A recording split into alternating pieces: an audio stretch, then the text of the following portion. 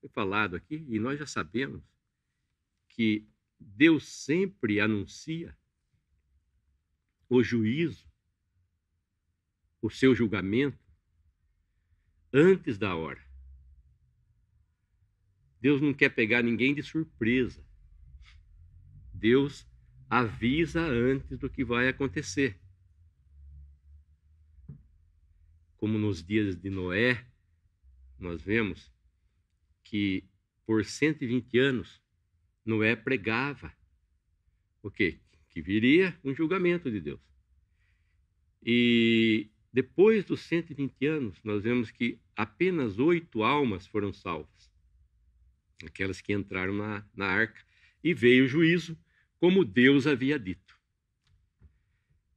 Depois, em Sodoma, nós vemos que Ló também tentou salvar alguns lá seus genros, e eles pensavam que Ló estava brincando, fazendo alguma zombaria a respeito que Deus iria destruir Sodoma.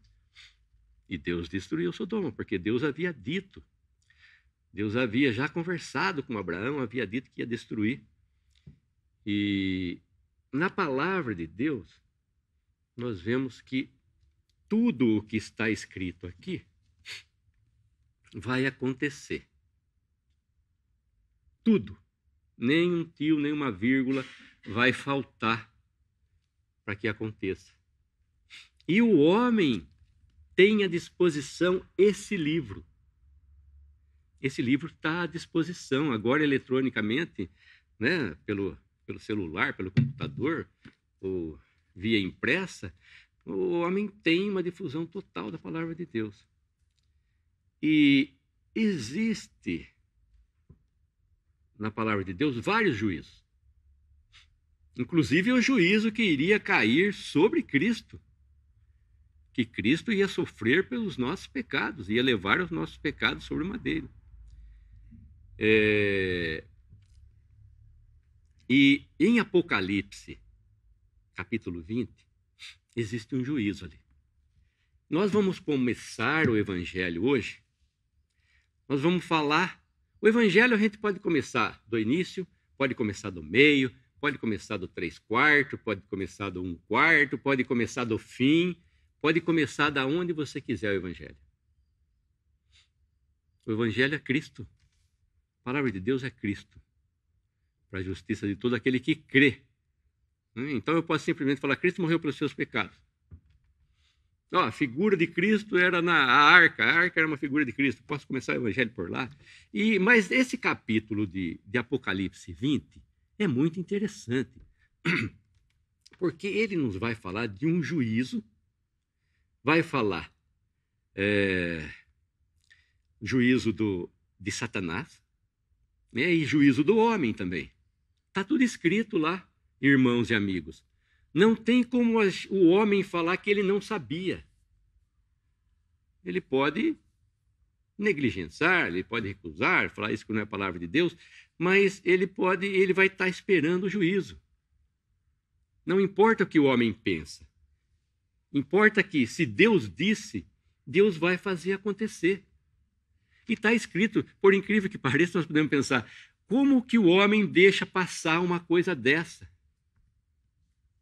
Está lá escrito, em Apocalipse 20, o que vai acontecer. E nós vamos ler lá.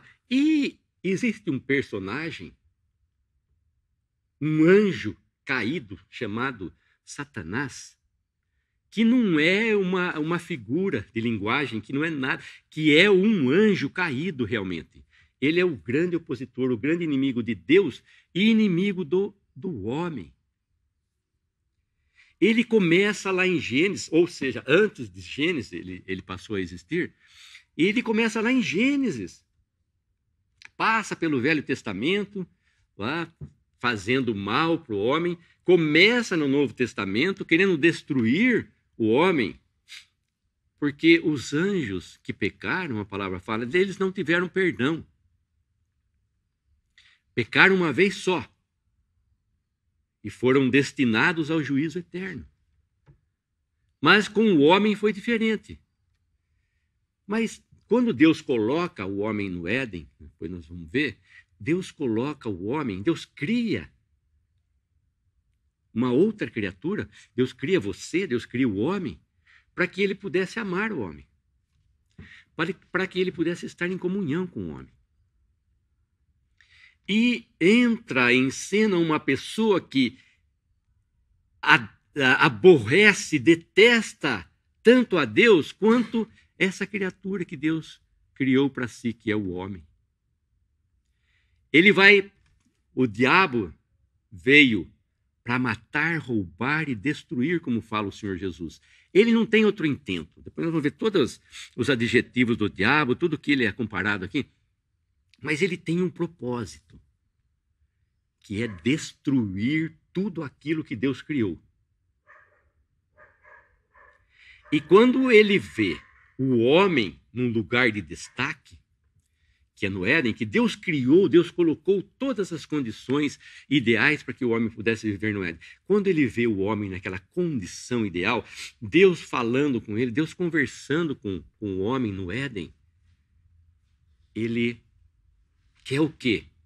Ele quer roubar, ele quer destruir, ele quer tirar esse homem dessa comunhão. E sem muita força, ele consegue. Infelizmente, sem fazer muita força, ele consegue tirar o homem do jardim das delícias que Deus havia preparado. Mas o plano de Deus vai vingar, e o do diabo não. Porque Deus, nada para Deus é impossível. Deus vai fazer dessa coisa que parece impossível, dessa situação que ao homem parecia impossível, dessa situação que ao diabo parecia que jamais teria uma solução, e Deus vai dar uma solução. Deus vai trazer o homem de volta para ele, porque ele queria o homem.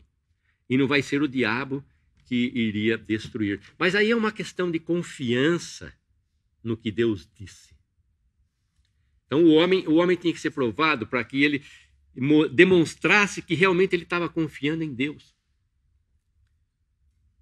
E não no diabo, não em Satanás, não no grande adversário, não no grande inimigo, não naquele que Jesus diz que ele é homicida desde o princípio. Vamos dizer que o diabo estava com um punhal atrás, conversando com você, esperando que você se virasse para que ele pudesse te apunhalar.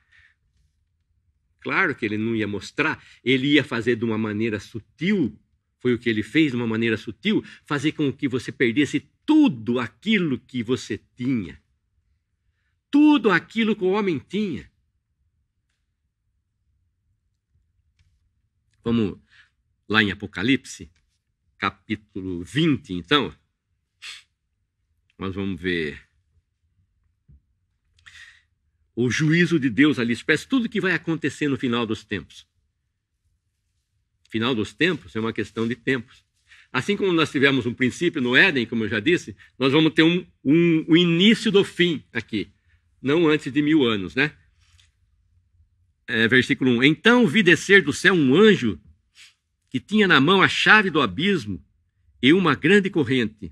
Ele segurou o dragão, a antiga serpente, que é o diabo, aquela serpente que apareceu lá no Éden, ele aparece aqui em Apocalipse, ó. A antiga serpente, que é o diabo, Satanás, e o prendeu por 1000 anos. Então esse anjo que tinha poder, que tinha a ordem de Deus para prender o diabo e Satanás, né, nós vemos, e prendesse ele por 1000 anos.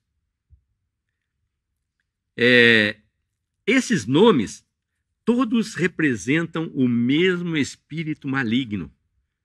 Dragão, antiga serpente, diabo, Satanás. Na verdade, a palavra Satanás, né, significa adversário. E o grande inimigo de Deus, né? Existem as expressões também. O príncipe deste mundo, está lá em João 16, 11. O Deus deste século cegou o entendimento dos incrédulos para que não resplandecesse a luz do evangelho de Cristo. 2 Coríntios 4, 4. E o príncipe da potestade do ar. Efésios 2, 2. todos supostamente se referem a Satanás. Ele tem um poder, ele foi criado com um poder. Essa criatura, esse anjo, que era o querubim da glória, foi criado e tinha poder. Deus não tirou o poder dele. Ele tem o poder. Tem todo esse poder. Só que Deus é mais poderoso. O Senhor Jesus tinha que vir, né, e dominar o valente, que era o diabo, e amarrá-lo. E libertar a todos os que estavam presos, né, nas garras do diabo. Porque quando o homem se rebela contra Deus, nós vemos esse espírito de rebeldia. Satanás e os seus anjos, os anjos que caíram, que seguiram Satanás, eles se rebelaram contra Deus. Eles foram rebeldes contra Deus. Eles queriam se fazer igual a Deus, igual ao Filho de Deus. Jamais. Mas esse é um intento, esse intento, e todos esses nomes que aparecem aqui, né, referente ao diabo, a Satanás, nós vemos que ele é poderoso. E o homem foi brincar, o homem não deve brincar com ele. Não é? Apesar dele não poder tocar o crente, só se Deus o permitir, é uma pessoa com quem nós não temos que nos intrometer muito, não. Mas Cristo venceu o diabo, né? Na sua morte, ele vence o diabo. Depois, no versículo 3 de Apocalipse 20, depois de amarrar a Satanás, esse anjo, lança-o no abismo, e fechou e pôs selo sobre ele, para que não mais enganasse as nações. Apocalipse 23. Até se completarem os 1000 anos. Depois disso é necessário que ele seja solto por pouco tempo. Então, a esfera de ação de Satanás é o mundo todo.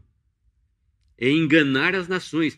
Ele é um exímio, mentiroso, enganador, homicida, destruidor, ladrão. Ele é um exímio, ele faz isso.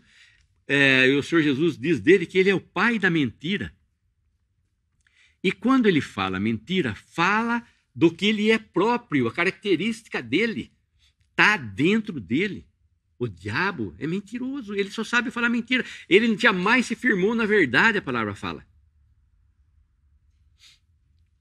Quando ele falar de mentira, falar de morte, destruição, é com ele. Ele sabe tudo isso muito bem. Porque ele quer impedir o propósito de Deus. Ele quer fazer tudo contra Deus. E o Senhor Jesus diz então, em João 10:10, o ladrão vem somente para roubar, matar e destruir. O Senhor Jesus diz, eu vim para que tenham vida e a tenham em abundância. Pois o Filho do Homem não veio para destruir as almas dos homens, mas para salvá-las. Está falando do diabo, que ele veio somente a não ser para matar, roubar e destruir, e fala dele, que ele veio não para roubar, matar e destruir, mas ele veio para que o homem tivesse a vida, e vida em abundância, vida eterna. Ele não veio para destruir as almas dos homens, jamais. Jamais. Ele veio para salvá-lo. E se você ainda não é salvo por esse homem cujo propósito foi ter vindo aqui a esse mundo para que você tivesse vida e tivesse vida em abundância, e ficasse livre das garras desse anjo caído, de Satanás, desse enganador, se você ainda não creu no Senhor Jesus, ele está disponível, ele está disposto, ele está estendendo a sua mão. Vinde a mim todos vós, ele diz, sem exceção de pessoas, de raça, de nação, porque todos nós somos criaturas de Deus. E essa salvação está disponível a todo o homem Obrigado. Mas Deus não salva anjos caídos. Deus salva homens caídos. A palavra diz que todos pecaram e destituídos estão da glória de Deus. Vamos ver. O Senhor Jesus diz em João 8, 44, vós sois do diabo, que é vosso pai, e quereis satisfazer-lhes os desejos. Ele foi homicida desde o princípio e jamais se firmou na verdade, porque nele não há verdade. Quando ele profere mentira, fala do que ele é próprio, porque é mentiroso e pai da mentira.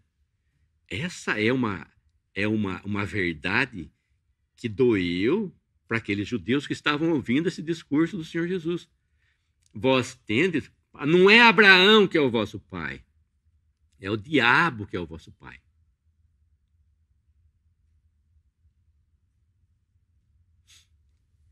Mas essa perda de filiação que Adão teve, Adão é chamado filho de Deus porque ele foi criado pelas mãos de Deus, mas essa perda de filiação, podemos dizer assim, foi por causa da rebelião, da desobediência, da desconfiança que o homem teve para com Deus. Que o diabo, Satanás, conseguiu colocar no coração do homem isso. Que eles se rebelassem contra o seu Criador e desse ouvidos a outra criatura que foi criado da mesma forma que, não da mesma forma que o homem foi criado, nós não sabemos como Deus fez os anjos, criou os anjos, mas era uma criatura também. E o homem vai dar ouvidos à criatura ao invés de dar ouvidos ao Criador, que é bendito eternamente, que jamais iria proferir uma mentira, porque não é do caráter de Deus ser mentiroso, homicida, destruidor. Queria alguma coisa que destrua aquilo que ele criou. Quem vai destruir, então, é o homem, né? Através de Satanás. O homem vai destruir aquilo. Mas Deus tinha um plano, como já disse para vocês. Embora esse homem fosse expulso do paraíso, não tivesse mais acesso ali a falar com Deus, embora Deus tenha falado com ele depois, nós vemos, Caim, Abel, e o homem perdeu esse contato.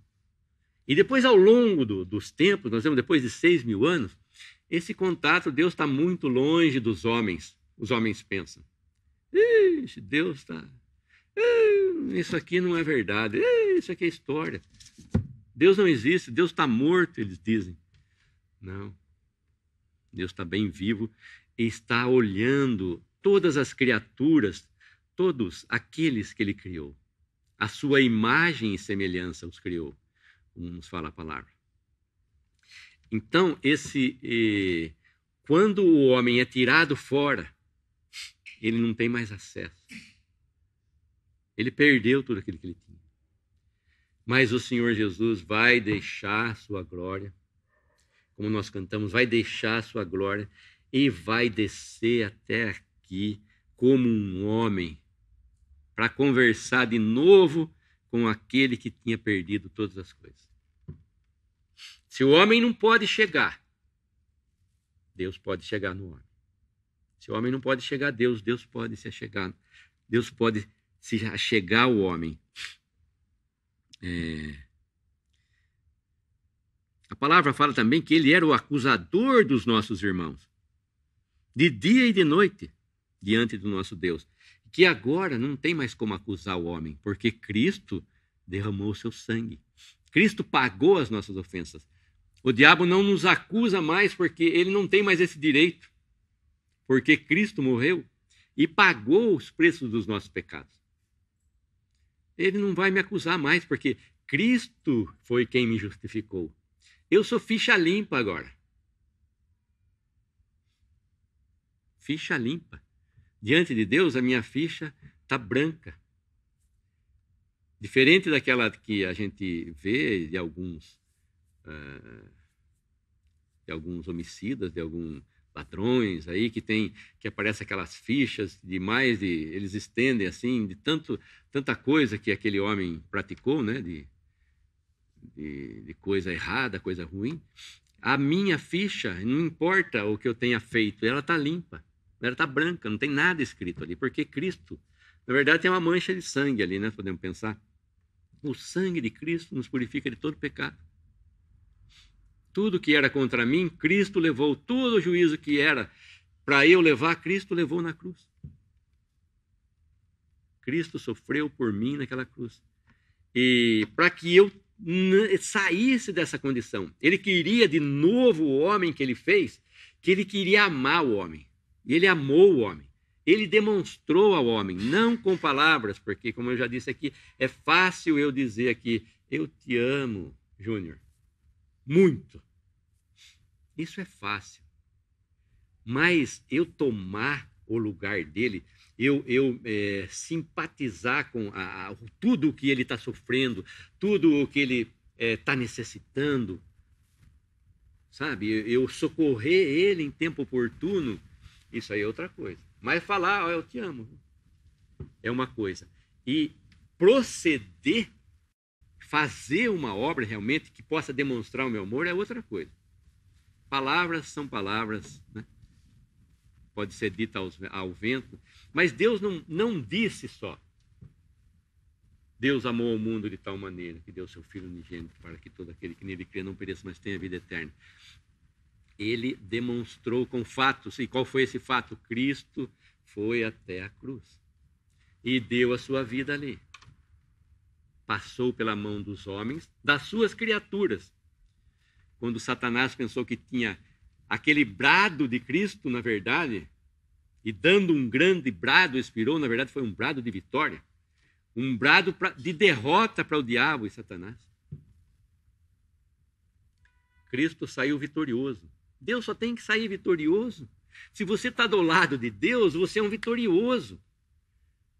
Você só pode ser vitorioso. Nunca você vai perder se você estiver do lado de Deus. Jamais. E o homem prefere estar, nós vamos ver esses homens aqui, eles preferem estar do lado do diabo. Eles preferem continuar do lado do diabo.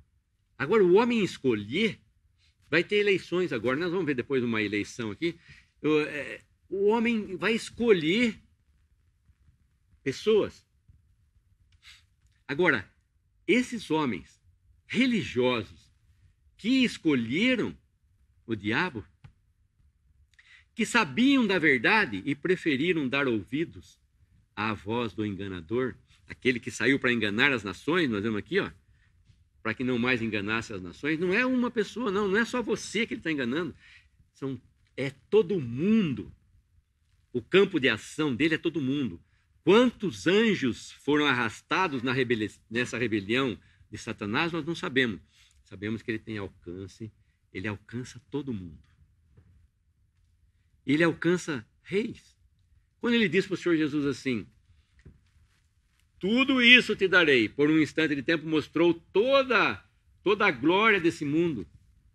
Todas as nações, talvez todos os reis, todos os presidentes, todas as pessoas de honra, mostrou tudo para o Senhor Jesus, falou assim, tudo isso te darei, se prostrado me adorares. O Senhor Jesus, não. Está escrito, somente ao teu Deus adorarás. Ele tem esse poder. Nós não sabemos como, mas ele está investido desse poder. Ele é o príncipe desse mundo. Então o homem prefere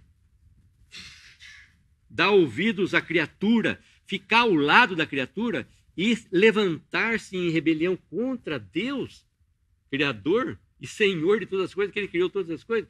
Ele prefere. Agora está escrito aqui, o que vai acontecer com o homem.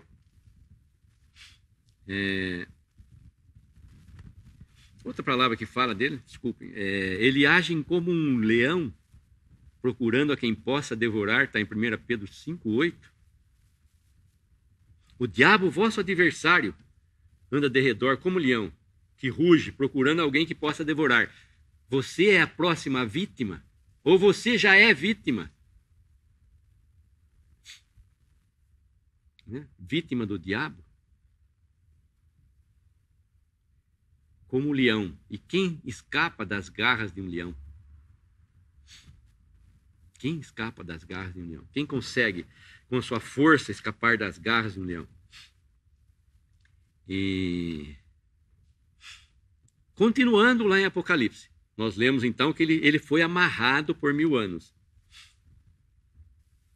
Depois em Apocalipse 27, nós vemos a continuação. Quando, porém, se completarem os 1000 anos, Satanás será solto da sua prisão e sairá a seduzir as nações que há nos 4 cantos da terra, Gog e Magog, a fim de reuni-las para a peleja. O número dessas é como a areia do mar. Marcharam então pela superfície da terra e sitiaram o acampamento dos santos e a cidade querida, que é Jerusalém. Desceu, porém, fogo do céu e os consumiu. O diabo, o sedutor deles, foi lançado para dentro do lago de fogo e enxofre, onde já se encontram não só a besta, como também o falso profeta, e serão atormentados de dia e de noite, pelos séculos dos séculos. Está aí, finalmente, o fim do sedutor, do mentiroso, do enganador, daquele que enganava a todos. O fim dele está aqui.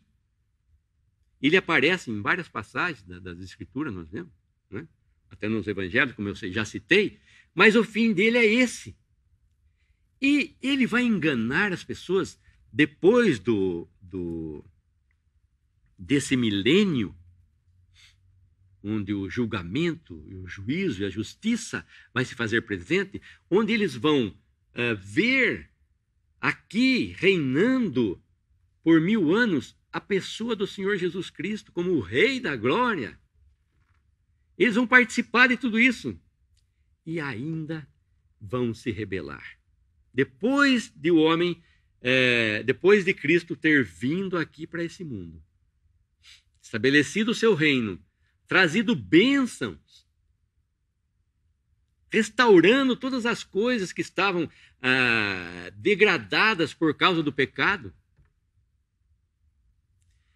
O diabo, que é o sedutor, depois ele vai ser solto, ele vai conseguir o que? Arrastar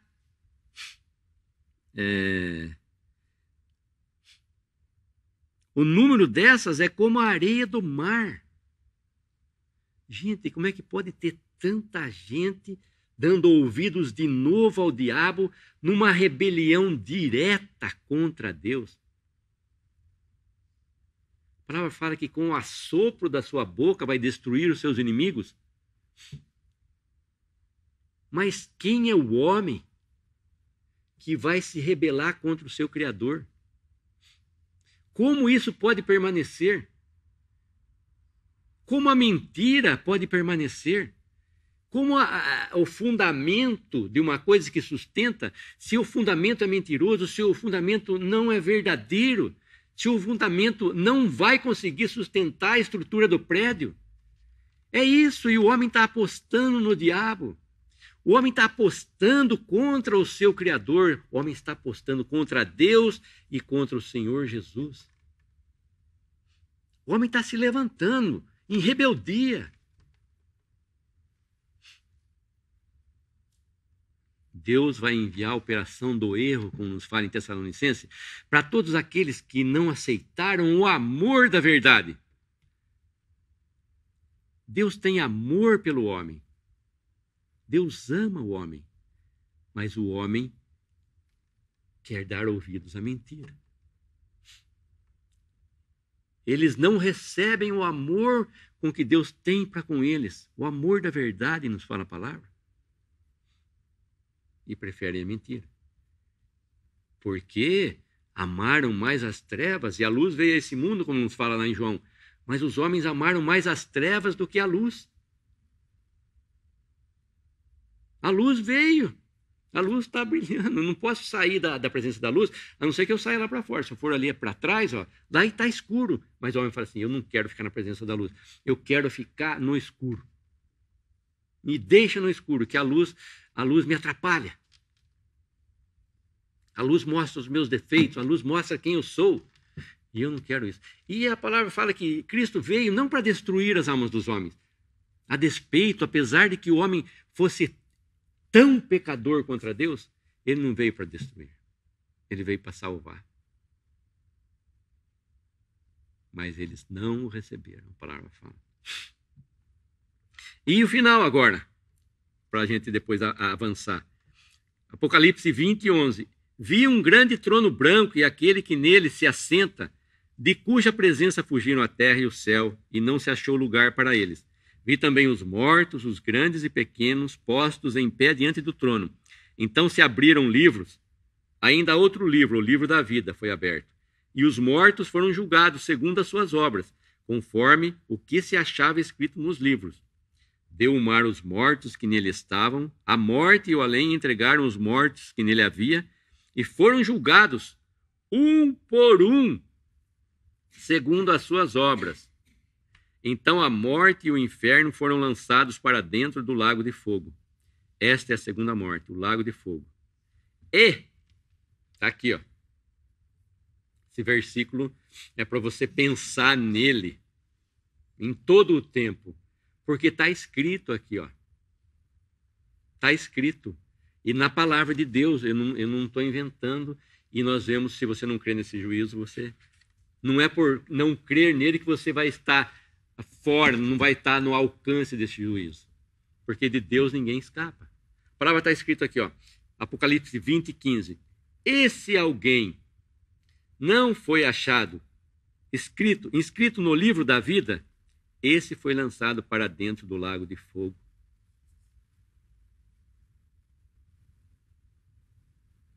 Esse juízo é juízo para condenação. Esses livros que se abrem são livros que estão escritos as suas más obras, porque as boas obras daqueles que são salvos foram feitas em Cristo. É diferente aqui. Esse é o juízo do grande trono branco. E podemos pensar que, no final dos tempos, aqueles que se rebelaram contra a pessoa do Senhor Jesus, que eram como areia do mar, esse do final dos tempos, imagine vocês como o homem vai se multiplicar aqui nesse mundo, contudo, na sua beleza, no milênio, quando Cristo vai reinar, e esses homens vão ser julgados um por um. Se eu falar que vai ter um julgamento coletivo aqui, ó, se o meu professor falar assim, amanhã todo mundo está suspenso aqui. Bom, eu vou dar uma prova para vocês aqui, como um professor falou para mim. A prova eu estava na 4ª série, era uma matéria da 2ª série. Mas essa matéria foi dada na 2ª série, os alunos falaram. É matéria dada. Se ninguém fizer, 0 para todo mundo.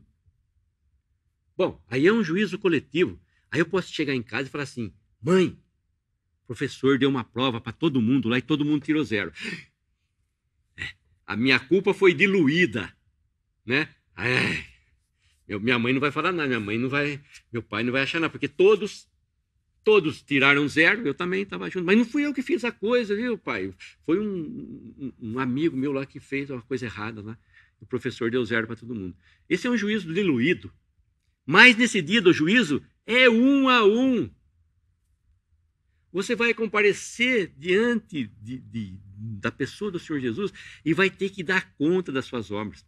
Ele vai abrir os livros, lá vai estar tudo escrito. A minha ficha está limpa, como eu já disse. A sua ficha está limpa? Você foi lavado pelo sangue de Cristo? Cristo morreu pelos seus pecados? Você não vai estar diante do trono branco? Você vai estar diante do tribunal de Cristo para receber galardão? Isso você pode escolher. Então vai abrir os livros e vai estar tudo escrito lá. Sabe aquilo que você já se esqueceu a respeito? Vai estar escrito lá. Deus não se esquece. Com Deus não se brinca. Tudo que o homem plantar também ceifará. Como que Deus sabe o que você plantou? Ele sabe tudo o que você plantou. Tudo na sua vida. Mas o intuito dele não é que você compareça aqui nesse grande trono branco para dar conta dos seus pecados diante de Cristo. Ele quer que você seja salvo hoje. Nós estamos falando num tempo aqui antes desse Apocalipse 20, antes desse capítulo do Apocalipse 20. Hoje é a época da graça. Deus está falando em graça para o homem. Olha, vai haver um juízo e está escrito. Ó. Você quer dar ouvidos para mim? Você quer receber a pessoa de Cristo? Você quer ser salvo? Você quer fazer parte da glória? Você quer estar lá de novo, gozando das bênçãos, melhor do que as bênçãos terrenais, bênçãos celestiais? Como meu irmão mandou para mim um estudo, que Deus, o diabo deve detestar a epístola dos Efésios. Porque em Efésios nós aparecemos nos lugares celestiais com Cristo Jesus. Mas como eles estavam perdidos, eu consegui tirar eles lá do Éden. Trouxe maldição, trouxe morte, pecado, rebelião contra Deus. E agora em Efésios eles aparecem nos lugares celestiais com Cristo Jesus. Só Deus pode fazer isso, meu amigo, meu irmão. Só Deus pode tirar você de uma condição de perdido e trazer para uma condição de salvo. Depende de você dizer, eu aceito. Depende de você dizer, naquela hora, né, que todos disseram, não este, mas Barrabás. O homem, quando colocado, então, em eleição, ele vai escolher o quê? Se deixar na mão dos homens, o diabo está do seu lado sussurrando o quê?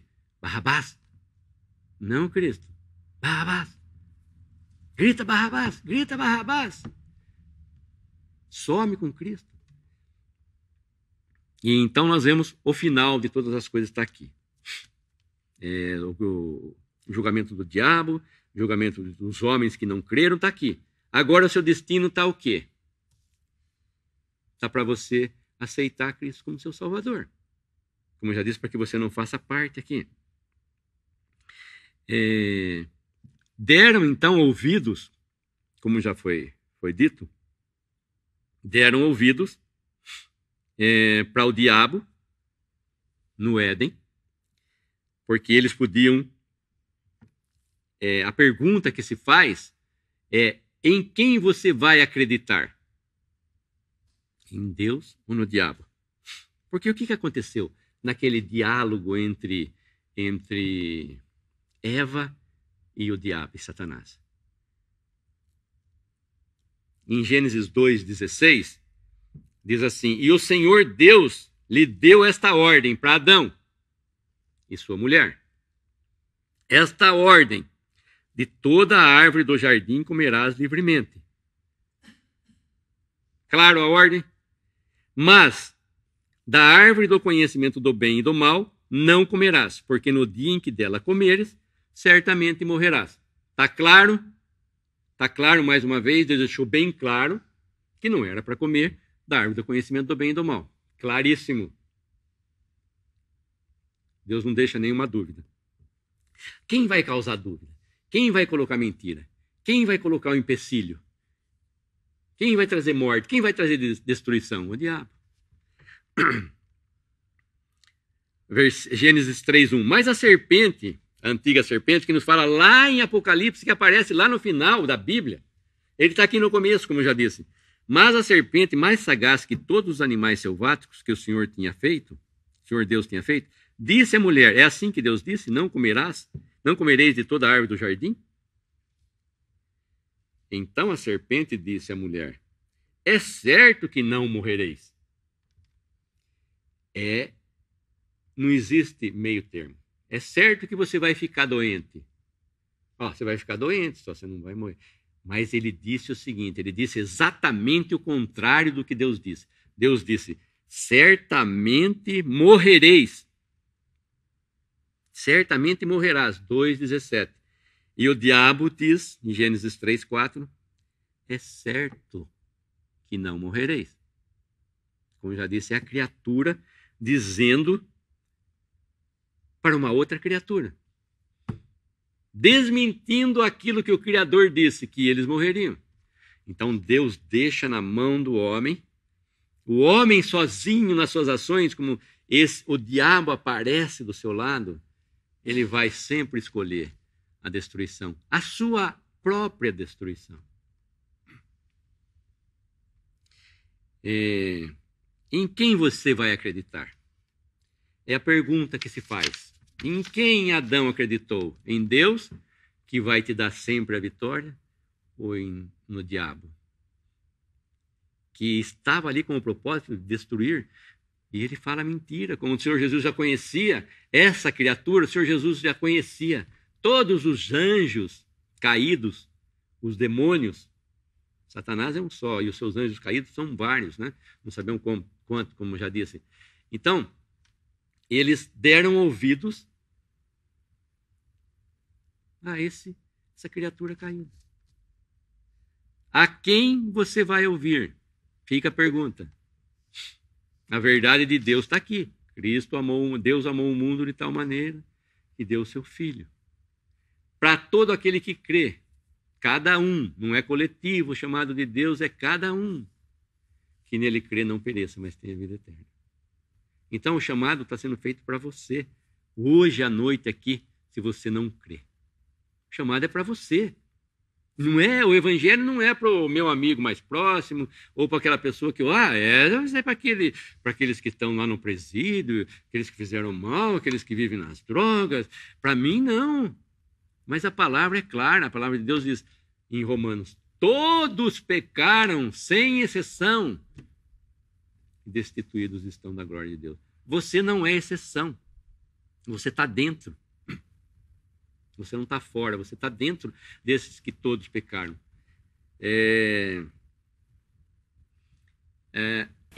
A decisão dos nossos pais, de Adão e Eva, de acreditar no tentador e não no Criador, trouxe esses terríveis resultados que o mundo está cheio que nós vemos.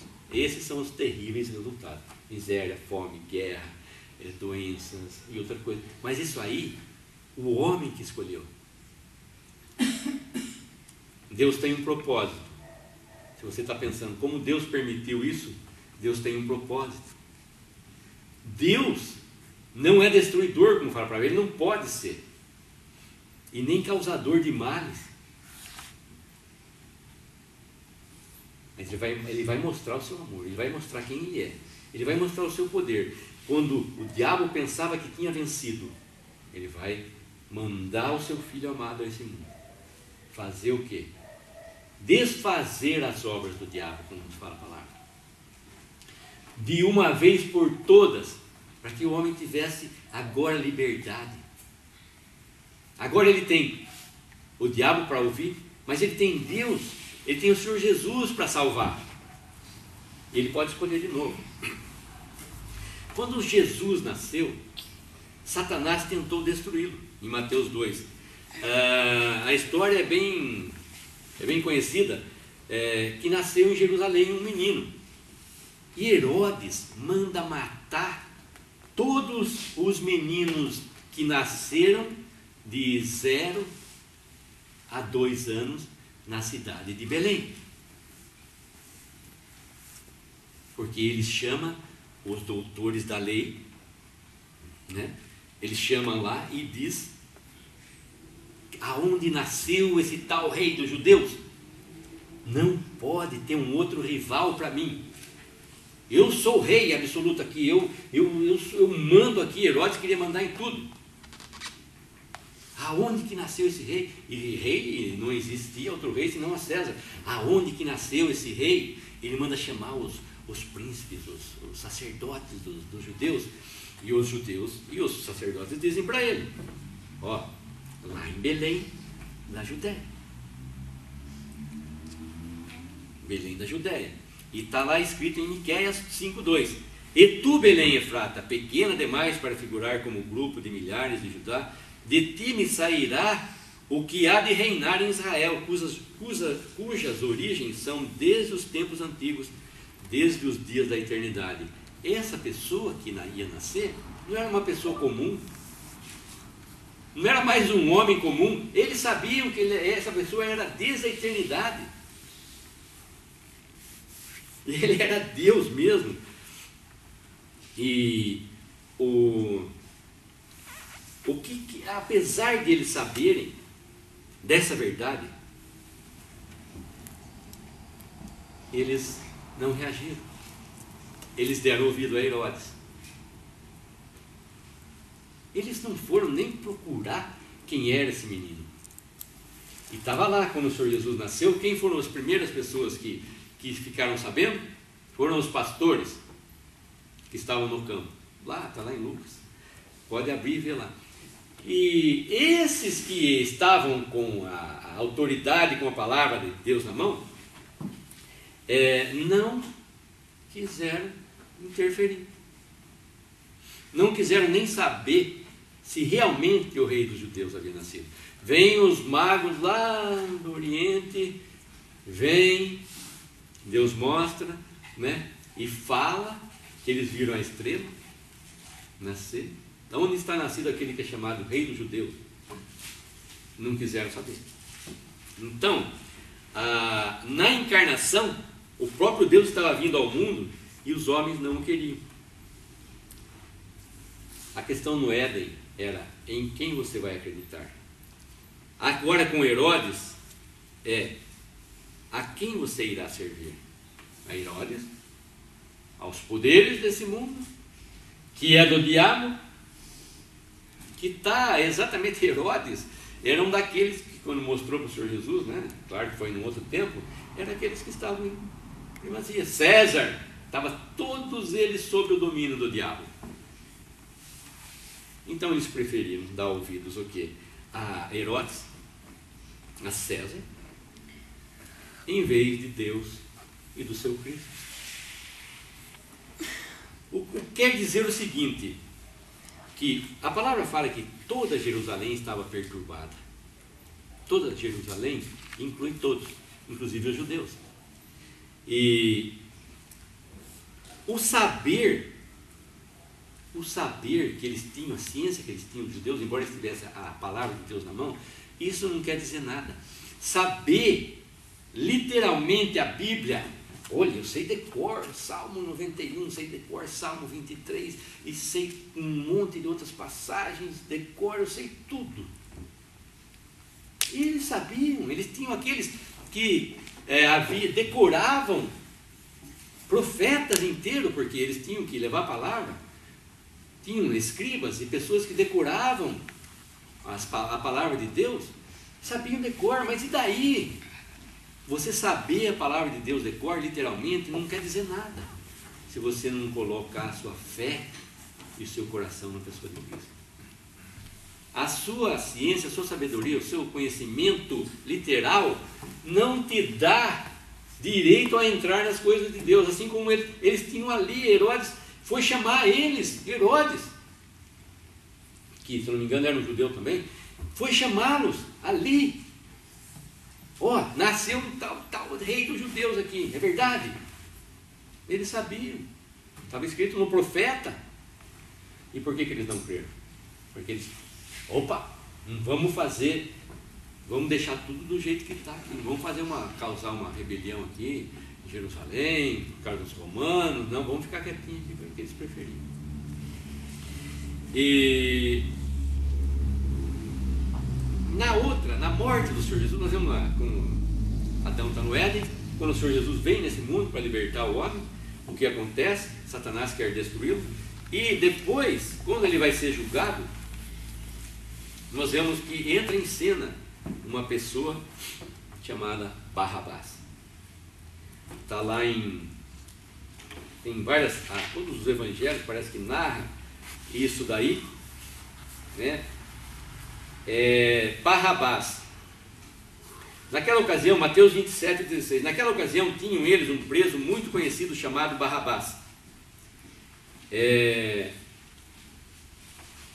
Estando, pois, o povo reunido, perguntou-lhes Pilatos, Mateus 27:17, a quem quereis que eu vos solte? A Barrabás ou a Jesus chamado Cristo? Uma eleição. Pilatos estava propondo uma eleição para o povo. E Pilatos tentou libertar o Senhor Jesus por 3 vezes. A palavra fala, Lucas 23, 22. Pela 3ª vez lhes perguntou. Pilatos tentou libertar o Senhor Jesus. Então, havia em Marcos, vai nos falar quem era esse Barrabás. Havia um chamado Barrabás, preso com amotinadores, os quais num tumulto havia cometido um homicídio. Amotinado, que ele havia se rebelado, e a palavra fala também que ele tinha feito, em Lucas 23, 19, que ele tinha participado de uma sedição, ou seja, uma rebelião contra o poder de Roma. Ele tinha se rebelado. E também por um homicídio. Em João 18:40 diz assim: Barrabás era salteador. Salteador é mais do que um roubador. Salteador é aquele que impunha terror. Quando ele vai roubar suas vítimas, ele impõe terror. Ele era salteador, ele ficava espreitando as vítimas no caminho, ia lá e roubava e batia, assim como a parábola do homem que descia de Jerusalém para a parábola do bom samaritano para Samaria. E aquele homem, ele caiu na mão dos salteadores. Eles não só roubaram o que ele tinha, mas como deixaram ele meio morto, fala a palavra. Então, esse Barrabás aqui, é esse Barrabás que era homicida, que era um rebelde e que era um ladrão, um salteador. E a palavra diz que eles escolheram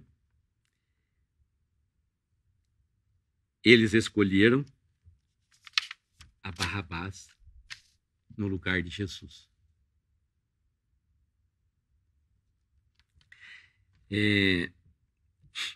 Quando, na hora do homem escolher, o que o homem faz? O homem, se deixar na mão dele, ele vai escolher de novo o diabo. Porque ele escolheu Barrabás. E Barrabás era exatamente aquilo que eu acabei de falar. Um homicida, um rebelde e um ladrão. É a figura do diabo. O homem escolheu o diabo de novo. O homem escolheu o diabo de novo. Não que eles gostassem de Barrabás, mas por eles odiarem o Senhor Jesus. Não tinha meia escolha, não tinha ficar no meio do muro. Ou era Barrabás ou era Cristo. E o homem, você não tem. Ou você escolhe o diabo, ou você escolhe Cristo como seu Salvador. Está para você escolher. E nós podemos pensar, o Senhor Jesus foi abandonado ali? Onde estavam as multidões que viajavam longas distâncias para vê-lo? E os seus fãs, os fãs do Senhor Jesus, onde estavam? Onde estavam os apóstolos? Onde estava o cego? Dizendo, libertem Jesus, que ele me curou, eu era cego, agora vejo. Onde estava o surdo? Onde estava o coxo? A mãe e os irmãos de Jesus, o centurião, cuja filha fora curada, a mulher que tinha o fluxo do sangue, Maria Madalena, que o Senhor Jesus havia expulsado 7 demônios dela. Onde estavam todas aquelas grandes multidões que se espalhavam, que espalhavam capas e galhos de palmeiras e cantavam quando ele entrou em Jerusalém? Onde estavam todos aqueles que foram curados? Ou os milhares que foram alimentados? Cadê essa turma? Mas tem uma coisa que o Senhor Jesus diz em Mateus. Ele diz uma coisa. Em Mateus 26, 31. É isso que é o segredo. Ele diz assim, porque está escrito. O Senhor Jesus disse, está escrito. E porque estava escrito, nenhum desses que eu mencionei agora podia acudi-lo. Porque estava escrito. Estava escrito o quê? Ele mesmo cita várias passagens, vários versículos, se vocês procurarem, vocês vão ver que o Senhor Jesus cita várias passagens, ele diz assim, está escrito, porque está escrito, porque está escrito, porque está escrito em Apocalipse 20, que se você não crer, você vai para o lago de fogo. Está escrito lá. E aqui está escrito o seguinte, o Senhor Jesus diz, então Jesus lhes disse, esta noite todos vós vos escandalizareis comigo, porque está escrito, ferirei o pastor e as ovelhas do rebanho ficarão dispersas. Estava escrito. Ninguém iria ferir o pastor, Deus ia ferir o pastor, que era Cristo, e as ovelhas do rebanho iam se dispersar. Não ia ter nenhuma mesmo. Não era de se espantar. Era de acreditar no que estava escrito na palavra. Não tinha ninguém? Não tinha ninguém. Todos me desampararam. Não só Deus, né? Quando ele fala, Deus meu, por que me desamparaste? Naquela cruz. Ele desamparou a Cristo para amparar você, como nós já ouvimos. E os judeus, então, como Pedro diz, a quem vós traístes e negastes, negaram a Jesus como o Cristo, porque Pilatos diz, a quem quereis que eu vos solte? Barrabás ou Jesus, que se chama o Cristo? Negaram o Senhor Jesus como o rei dos judeus. Em Marcos, nós lemos a pergunta de Pilatos. E Pilatos lhes respondeu dizendo, quereis que eu vos solte o rei dos judeus? Não, Barrabás. Quereis que eu vos solte o Messias, que é o Cristo? Não, Barrabás. E depois, eles o negaram como homem. Pilatos diz assim, tendes trazido este homem a mim como um pervertedor do povo, e eis que tenho examinado ante ti e não achei culpa nenhuma neste homem. E ele fala, não, fora com esse homem, queremos Barrabás. Eles negaram a Jesus como filho de Deus. Quando Pilatos disse, tomai-o, está lá em João capítulo 19, 6, tomai-o e crucificai-o, porque não acho nele culpa alguma. Os judeus lhes responderam, temos uma lei. Vamos usar agora a lei. Agora nós vamos usar a lei. Temos uma lei. Temos que estar escrito aqui, ó. Deus nos deu todas essas escrituras. Temos uma lei, e na lei diz o seguinte, que ele deve morrer, porque se fez filho de Deus. Ele não se fez filho de Deus. Ele era o filho de Deus. Filho de Deus eterno, aquilo que estava anunciado em Miqueias, que nós lemos lá, né? Belém, Efrata, desde os tempos antigos, desde os dias da eternidade. Negaram, então, todas essas pessoas, todas as maneiras que eles podiam negar, não como Messias, não como rei, não como esse homem e nem como filho de Deus. Não, eles não queriam. Está aí que o homem não quer. O homem não quer Deus e o homem não quer Cristo. Mas isso tem um custo. O custo Deus pagou para que eu tivesse acesso a essa salvação maravilhosa. Agora basta você acreditar, basta você crer nisso. Está escrito. Está tudo escrito. Nada do que é novidade. Tudo o que está escrito vai acontecer. Podemos dar graça? Nosso bendito Deus e Pai, nós te agradecemos pela tua palavra, pelas Escrituras, que nos traz todas essas coisas, que nos mostra todo o juízo, todo o teu amor para com o pecador, que se arrepender tem acesso a todas essas maravilhosas bênçãos, vida eterna, perdão dos pecados, gozo, paz, vida em abundância através de Cristo. Obrigado, Senhor Jesus, por teres dado a tua vida por nós ali naquela cruz. Te agradecemos por teres nos amado, sendo nós ainda inimigos teus e pecadores. Pedimos por cada pessoa aqui, mais uma vez, se ainda não crê no Senhor Jesus, possa fazê-lo ainda hoje. Pai, nós nos encomendamos aos teus cuidados, pedindo e agradecendo por essa oportunidade, e no precioso nome do Senhor Jesus. Amém.